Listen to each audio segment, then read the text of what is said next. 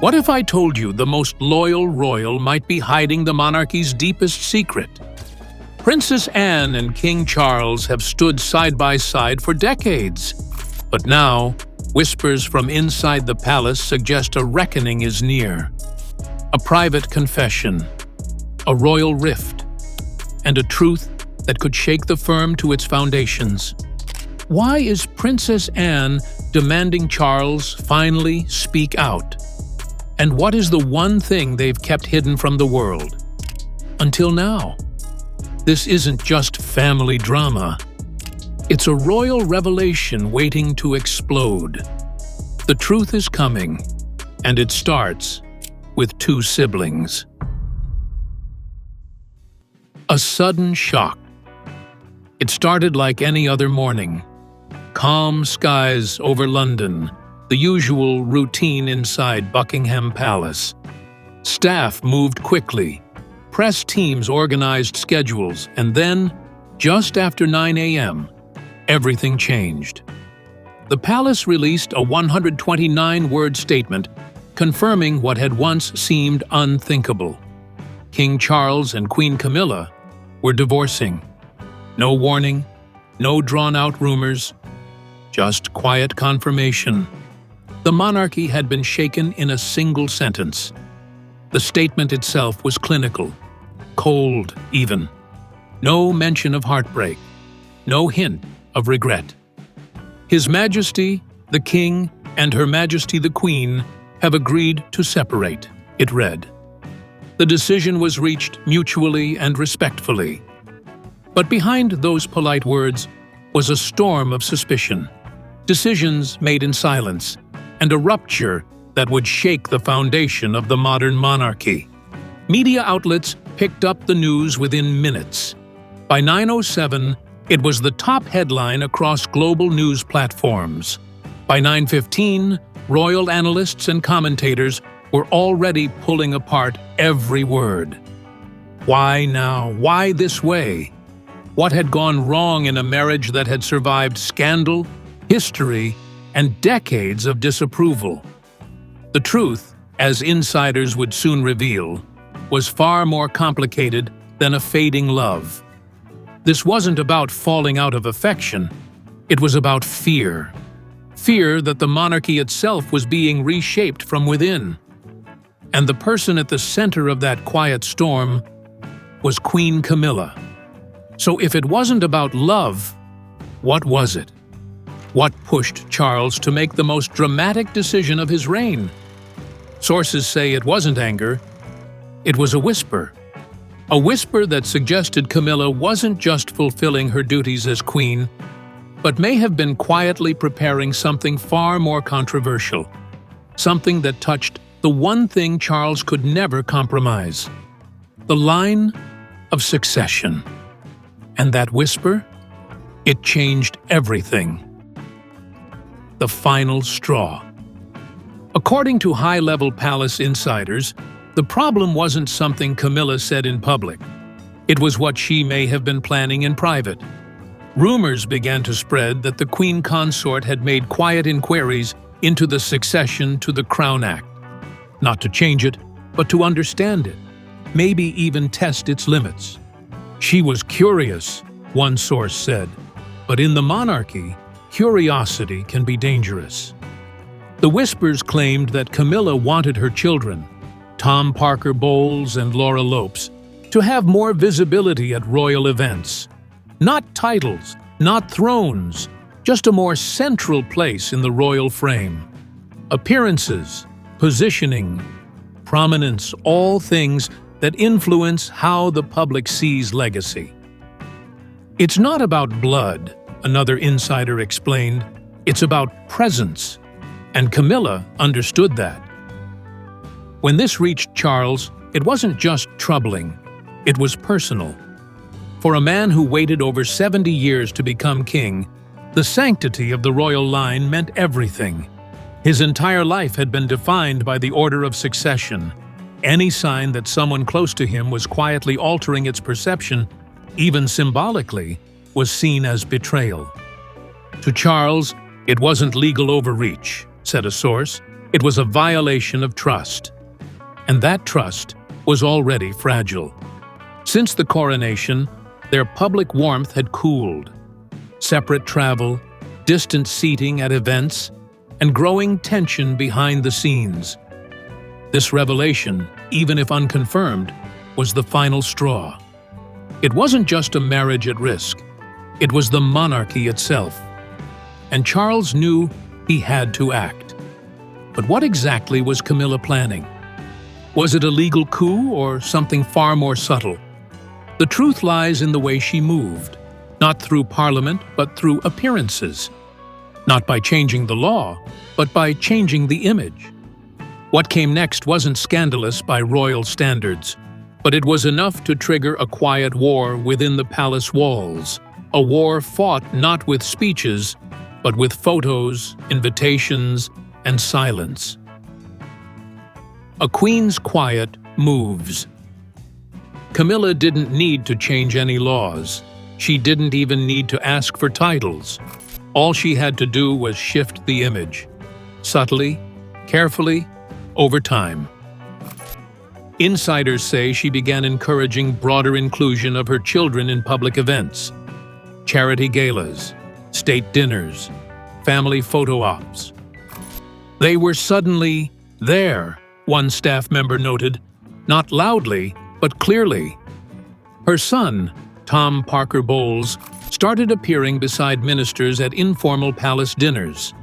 Laura, her daughter, showed up at art functions tied to royal causes.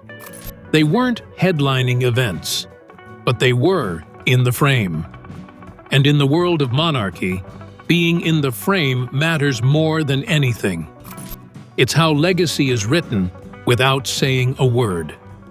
What troubled Charles was not what Camilla's children did.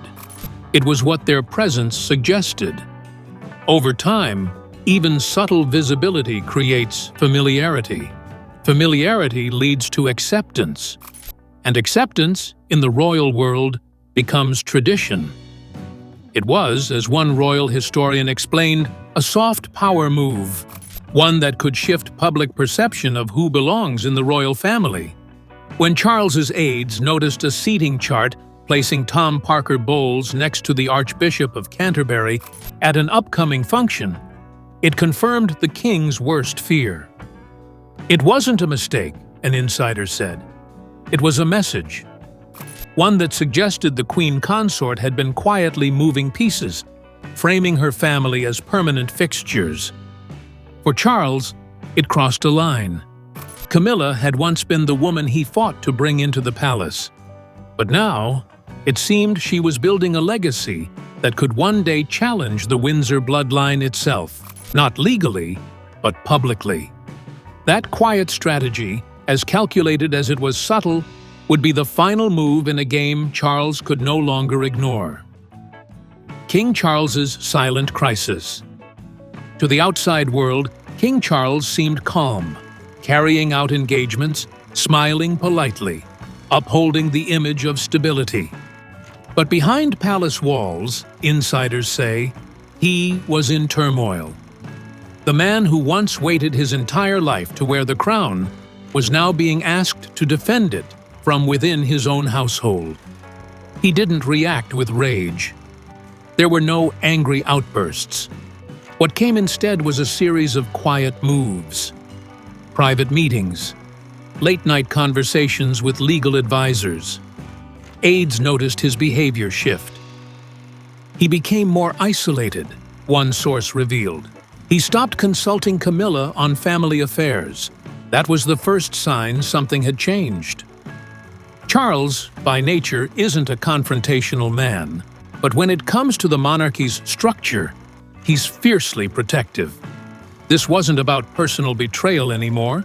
It was about preserving the institution.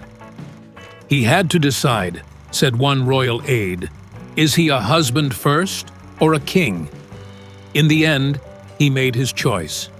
A decision not of the heart, but of the crown. And it wasn't just about removing Camilla. It was about sending a message. No one, not even the queen consort, can tamper with the legacy of the Windsor line. But this wasn't a decision made overnight. It started long before divorce papers were drafted, long before the public even knew anything was wrong. It started with a whisper, a single sentence spoken in private that reached the king's ears at exactly the wrong time. And what began as a hushed concern quickly evolved into something far more dangerous. Because in the palace, whispers don't fade. They travel, and they ignite. The whisper that changed everything. It began behind closed doors, in the quiet back rooms of Clarence's house. One advisor leaned toward another and whispered the sentence that would change everything. Camilla has been asking questions about succession. At first, it sounded like idle curiosity. Nothing unusual. Royals often consult legal advisors, especially with big changes happening. But this wasn't about property or protocol. It was about the succession to the Crown Act. A loss that even discussing it casually can raise red flags. The whisper was passed along cautiously until it reached someone close to the king. That person made a quiet note, then brought it up, carefully, respectfully, in a scheduled meeting with Charles. His reaction was immediate, not outwardly angry, but deeply concerned. He didn't say much, a source said, but the expression on his face said everything. Charles instructed a few trusted legal aides to look into it, not a formal investigation, just quiet verification. What they found wasn't explosive, but it was troubling. Conversations had taken place, inquiries had been made. There were notes, brief phone logs, and vague scheduling records. Nothing illegal, nothing direct, but enough to prove that Camilla, or someone close to her, had asked the question. And in royal circles, asking the question is sometimes worse than answering it, because it suggests intent. It suggests preparation. And for King Charles, that meant the crown, his crown, was being quietly tested. But the whisper wasn't just about law. It was about legacy. And once it took root in the palace, everything changed. Schedules were reviewed, invitations rechecked, seating charts double confirmed. Because if Camilla wasn't trying to change the throne itself, then what was she changing? The answer, as insiders soon discovered, wasn't found in courtrooms. It was found in pictures, dinners, and who sat beside whom. That's where the real story began to unfold. The children at the center. If you blinked, you might have missed it. But for those who track royal appearances closely, the shift was clear. Camilla's children, Tom Parker Bowles and Laura Lopes, began appearing more often and more prominently at palace-linked events, and that raised eyebrows. It started with informal gatherings. Tom was seen at charity dinners, often seated near senior officials. Laura appeared at art functions tied to Camilla's patronages. Then came more visible moments, family events, public processions, even carriage rides. One insider put it bluntly, they weren't background anymore. They were stepping forward. This was more than simple family inclusion. It was presentation. And in royalty, presentation is power.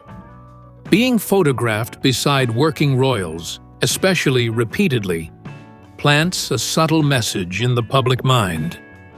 That message? They belong here. And slowly, over time, that changes how people view the line of legitimacy. To be clear, neither Tom nor Laura ever sought titles. In fact, they've kept largely private lives. But insiders say the push didn't come from them. It came from Camilla. She wanted them recognized, said one palace source, not as heirs, but as part of the firm's visible family. This wasn't a demand for succession. It was a rebranding effort. If the monarchy is a stage, Camilla was adjusting the lighting, shifting who stands in the shadows and who appears in the spotlight. That subtle shift, however, would become a trigger point for both Charles and his heir, Prince William. William's warning. The heir reacts. Prince William didn't storm into the room. He didn't shout, leak stories, or make threats. That's not his style. But when he was privately briefed about Camilla's quiet inquiries and her children's increased royal visibility, the heir to the throne reportedly went silent, then sharp. He didn't say much, said one source, but you could see it in his face. It wasn't shock, it was calculation. William understood exactly what was at stake. For William, the issue wasn't just royal protocol, it was personal legacy. His mother, Diana, had endured global humiliation at the hands of that same relationship. Camilla's rise had already taken a toll on public sentiment. But now, there was something more dangerous happening, not about forgiveness, but about replacement. And for William, that couldn't happen again, not to him, not to his children. He reportedly spoke to Charles in private. It wasn't emotional, it was direct. "This changes things," he told his father, according to palace insiders. William pointed to appearances, optics, future headlines. "This is how public memory shifts," he said. "We can't afford to blur the line." Charles listened. He didn't argue, because in William's voice, he didn't hear rebellion. He heard warning, a warning from the very face of the monarchy's future. And that's when Charles knew. This wasn't just about Camilla anymore. It was about preserving the Windsor legacy. And when William quietly stepped back from public appearances with Camilla, not cold, not rude, just distant, the signal was clear. The palace had shifted. The balance of power was tilting toward the next generation. But before any formal move could be made, Charles needed proof. Real evidence. Not whispers, not concerns. Confirmation. And what he found didn't come through the tabloids. It came through something much more powerful. A palace investigation. The investigation. When a king wants clarity, he doesn't call lawyers, he calls watchers. Trusted figures, not tied to the press or parliament, but to the security and continuity of the crown. Quiet professionals who operate in the shadows. And in this case, they were given one clear mission. Was Camilla trying to reshape the royal future? The investigation didn't begin with Camilla directly. It started with her inner circle, her aides, assistants, and private advisors. The team quietly traced contacts, emails, and meeting logs. And what they found wasn't illegal. It wasn't explosive. But it painted a picture, a pattern, something that felt coordinated. Text messages revealed meetings with media consultants. Emails referenced talking points about expanding royal family identity. Phone records connected Camilla's staff to constitutional advisors who specialized in ceremonial roles and optics. It was subtle, one investigator said, but it was strategic. Everything led back to perception. Then came the most revealing piece, a draft seating chart for an upcoming royal charity gala. On it, Tom Parker Bowles was listed next to the Archbishop of Canterbury. That wasn't a coincidence. That was symbolism. And to anyone who understands royal protocol, it sent a very clear signal. The final report didn't accuse Camilla of changing the law. It didn't need to. It confirmed that she had been actively exploring how to position her children more visibly within the royal framework. Not for succession, but for soft power. And in the monarchy, soft power becomes legacy. Charles received the report privately. No headlines, no leaks, just silence. And then a decision. That decision came not with anger, but with finality. Charles didn't confront Camilla with accusations, he confronted her with truth. The proof was on paper. The patterns were real. And in that moment, he faced the same choice his ancestors had faced for centuries: heart or crown. And just like before, the answer was the same. But this time, it wouldn't be a scandal. It would be a quiet, surgical removal from within the palace itself. The divorce. It wasn't loud. It wasn't messy. When King Charles told Camilla about the divorce, there were no screaming matches or royal ultimatums, just stillness and sadness. She didn't fight it, said one palace insider. She understood. She may not have agreed, but she knew this was the end. Charles was calm, not cold, resolved. After reading the final investigation report, he consulted with his legal team. They crafted the brief 129-word statement. No emotions, no accusations, just finality. Camilla didn't issue a response. She didn't appear in public for days. No farewell address, no public sympathy tour. Just silence and drawn curtains at Clarence House. Her loyal aides were either reassigned or let go. Her personal secretary was quietly retired, and for a queen consort who once stood beside a new monarch, she now stood alone. Charles didn't act out of cruelty. He acted out of preservation. He chose the crown, one advisor said. It wasn't personal, it was institutional. And for a king raised in the long shadow of scandal, from Diana's heartbreak to Harry's exile, he couldn't risk another public fracture that questioned the monarchy's core. The divorce wasn't just the end of a relationship. It was a strategic extraction, a recalibration of the monarchy's image before the damage became irreversible. And in the eyes of the king, it was necessary. Painful, but necessary. Camilla's fall from favor. Once, she stood on the palace balcony beside her king, smiling, composed, seemingly untouchable. But now, Queen Camilla has vanished from the public stage, not with disgrace, but with disappearance. In the days following the royal divorce announcement, Camilla made no statement, no palace photo ops, no final wave.